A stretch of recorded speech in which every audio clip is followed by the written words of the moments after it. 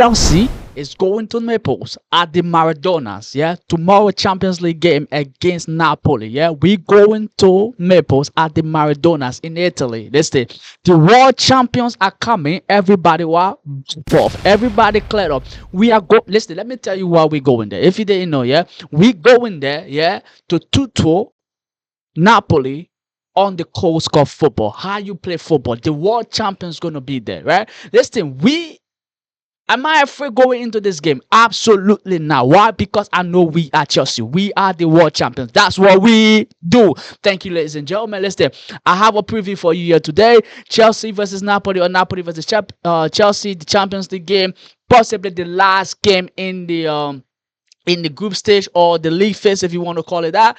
And listen, are we going to win this game? Absolutely, yeah. But I also have other Chelsea news for you as well as we go along. But listen, let me not waste your time. Before we get into all of that, though, listen, do me a huge favor, yeah, and yourself. Hit the like, hit the subscribe. Listen, that when I post, you get the notification, or you can come back out here, check me out. Listen, much appreciated to you. Listen, for doing it, yeah. I love you, Lord. I love you, Lord. Thank you very much. Let's get into it, ladies and gentlemen. What do I have for you today? Yeah, this. Well, okay, first of all, this is absolutely unrelated. I saved this just so I could share it to you, right? Somebody has to stand up for Jurgen Klopp to sit down. Listen, tell me who you think is going to be sitting up. There is an imposter in our midst. This has nothing to do with the preview. Yeah, let's see. There's an imposter sitting now right there, yeah? And you know who it is. No Champions League, no Premier League, nothing. And he's sitting where he's sitting, right? Listen, all he have is good football and a win against Real Madrid. That's all he have. That brother have to go. I'm not going to call his name, but you know. You know. You know. Okay, we move. Chelsea will not sell Cole Palmer unless somebody make them an offer, the like of which have not seen in world football. Maybe Saudi Arabia, and when Barcelona sold Neymar. Yeah, listen, if you gonna sell him, and I'm with this one, yeah. If we are gonna sell this brother, listen, let them bring in the money. Bring in the money. 600 million. I don't listen. In fact, at this point, he should be the first billion sale footballer ever in the history. That's the only amount of money we can take for Cole Palmer right now. Other than that, United, back out. I know, back off. Yeah, I mean, back off. Yeah, and here's another one for you. Breaking. Brazilian League. Yeah, sorry. Premier League, not Brazilian League. Sorry, I'm about to talk about the Brazilian. That's why I said Brazilian League. But Premier League announced Chelsea youngster Estevan Williams, yeah, as the face of the Premier League. What did they say? We got a new face. He's only 18. You got it right. He's only 18. Nothing else. Nothing more. He is just 18 years old. Listen, I think he deserves it, right? Listen, the man play with flair. The man play with energy. Everybody will tune into watch him play. It's almost like when Cristiano Ronaldo came to the league. For those of us that are old enough to be able to remember, Eden Hazard, right? When they were playing. Listen, those are the people you want to see on the page when you go to watch a football game. But listen, Estevan, congratulations. And this also a win for the entire Chelsea community. Yes, I said it. We, the Chelsea fan, this also a win for us. We deserve this, yeah? Thank you. Because they have been putting us through it lately, yeah? We don't know what in God's name is happening, but something is happening. What else? Breaking. Chelsea are plotting a summer move for Real Madrid Hendrick. Listen, I've been saying it. I've been telling people, if Chelsea go in for him, I'm 100% for it. Why? Because look at him. Yeah? Look at him. I know he was at Real Madrid, he wasn't playing, right? I don't think he wasn't playing because he's not good enough. Because listen, Mbappe's in front of him. Mbappe is the franchise player, right? You're not going to put him down for him, right? You're not, listen, he's have quality and whatnot. But if Chelsea can get this done, look at what he's doing at Lyon. At Lyon. What he's doing, hat trick, yeah. The brother has been playing samba. He's not playing football, yeah. He's playing samba.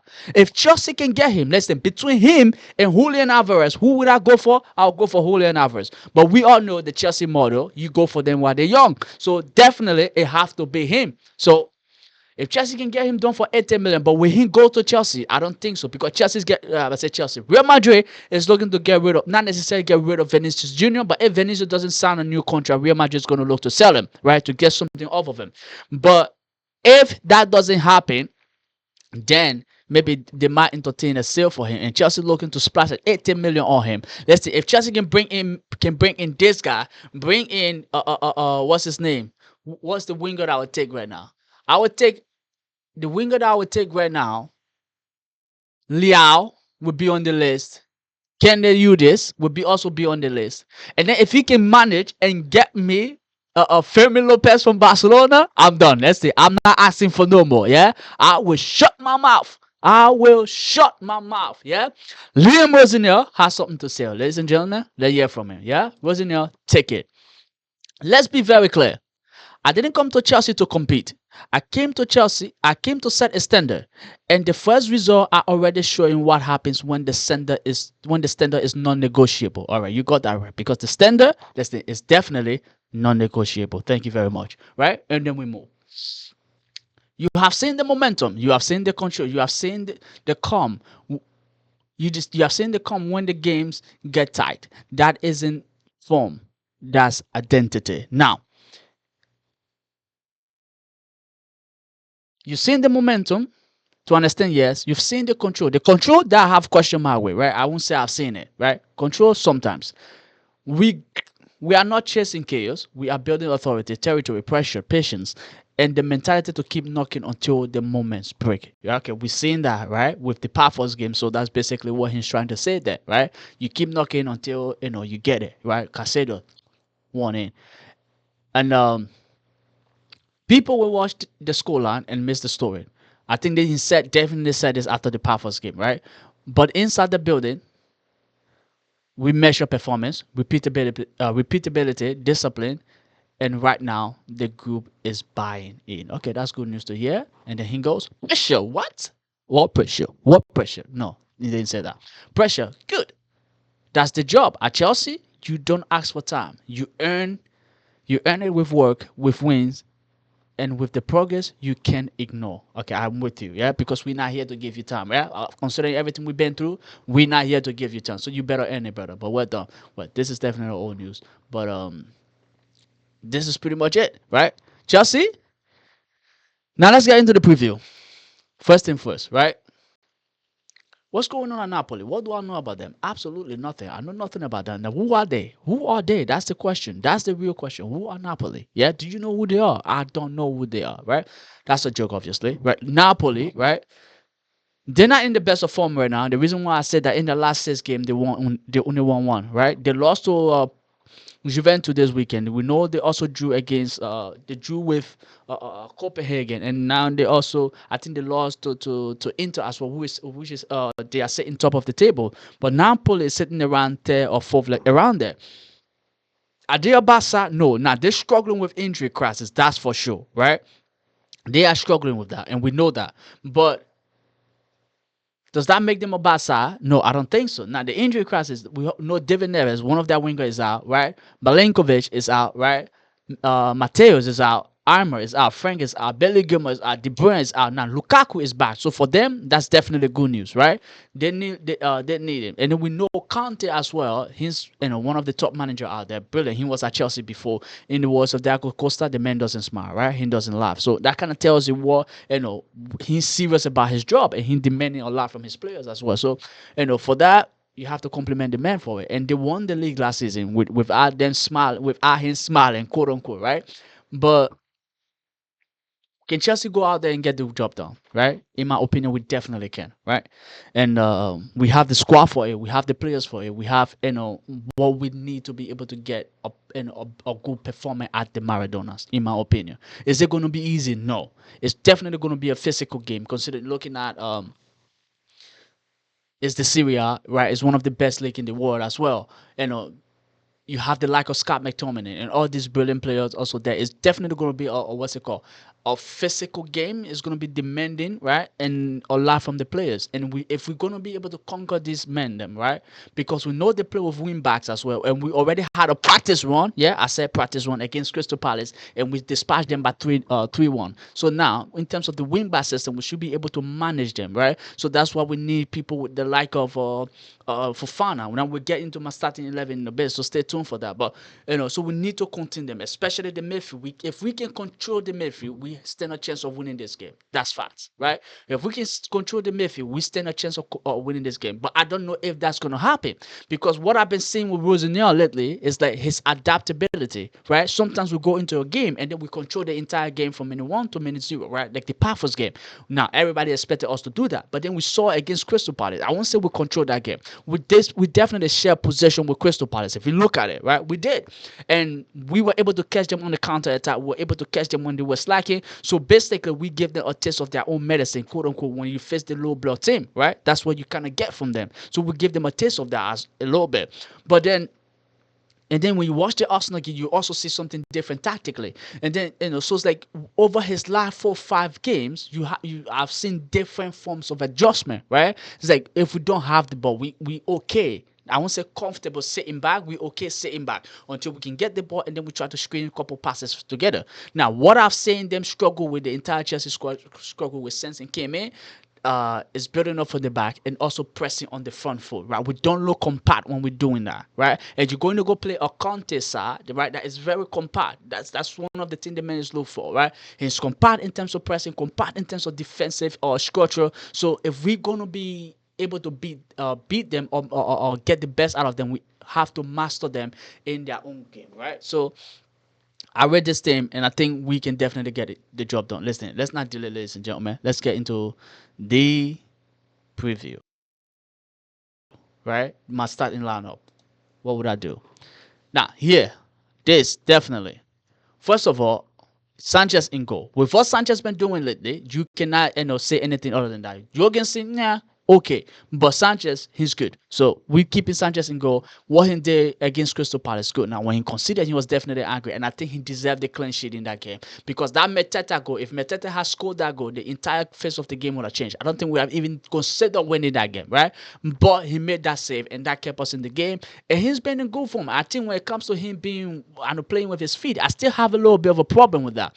And I think the way Rosinha's trying to play, like the inverted goalkeeper now, I would say it, right? The inverted goalkeeper, because at Strasbourg, Penders would step into the back line in between them and then play almost like a back three. So the two back half, right, the center backs, Spender steps in between them, and then it turns into a back three. So you see that, but I don't think he's comfortable doing that right now. Right, when Sanchez, I don't think Sanchez is comfortable doing that. So we will look at that. But in terms of shot stopping, I can rely on him. So Sanchez in goal, and we definitely need a win tomorrow. So the back line, as you see it, that's how I'm having it. Right?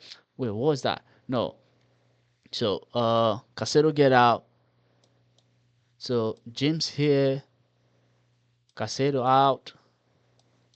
Uh, Chalobah here, yeah, and then Cucurella right there. So basically, this is how I have it, right? All of right there. This is how I have it. So that back full pretty much for Fana and Chalobah, because you're going against the Lukaku and what's his name, Rasmus Holland. Physicality is gonna be there. Scott McTominay. Those are physical players as well, right? Now they're brilliant player, but it's also physical, so it's gonna be there. So you need that physical presence, and I think Chalobah gave us a little bit of that. And then what's his name? For Fana, we know he doesn't back out from a challenge. So we know that the pace is going to be there. Listen, this entire backline, it gave you pace, it gave you strength, it gave you energy. Everything you're looking for pretty much is in there, right? It's there. But then you get into the midfield, you obviously know the midfield pick themselves. Now you can make the case for Andre Santos, right? But I don't think it's in this game. This game is very important. So I would go with what's it called? The stereotypical two, right? I would now say typical, or the usual two that usually go. So Enzo and Casado, definitely the both of them have to play tomorrow, right? Casado is in good form, right? After that goal against Paphos, putting where he put us. What's his name? Fernandez been consistent since Rosinha came in. He's been one of the consistent players under him so far, right? Reliable, playing as an 8 when it's needed, he will play. Play as a 10 when it's needed, he can play. And playing as a 10, we have to talk about that. Listen, I'm seeing the man with quick feet that I never knew he had in his locker, right? He's cooking. I know Real Madrid want him, but if they want this brother, right, they should be willing to pay.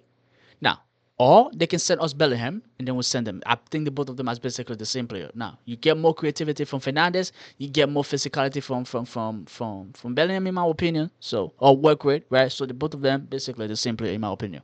And then in the 10, I saw Cole Palmer in training. I expect Cole Palmer to be on the pitch in this game. So Cole Palmer start in his position, the number 10 position. Nobody taking that, right? I want to see him there. And hopefully he can influence this game. We need him, right? United, back off again. United, I said, back off.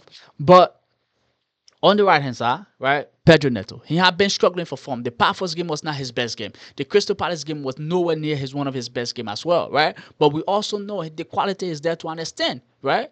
You know, listen, I don't think like he's top three Chelsea best player, right? But in my opinion, he's one of Chelsea's most reliable player. Like he's not injury prone. He's there. He's consistent in terms of that. Nah, he's not giving all the performances we need day in day out. But when it comes to all relying on people, I think we can count on him. Now in this game specifically, I want Jimmy Gittins to be in this lineup, right? Because he can shimmy his way past anybody. He doesn't have the work rate, and I think that doesn't really favor him, right? When it comes to the physicality of the league, especially in the Premier League, which also saw Estevao struggle with that when he first came. So, but in the Champions League, I think Gittins should be okay. But again, you're going against Napoli. I think they are also a very physical team as well. So, I want to see him play. To understand, yes, but I don't think he will. Maybe Ganacho might be on the pitch tomorrow, right? But then when we come onto the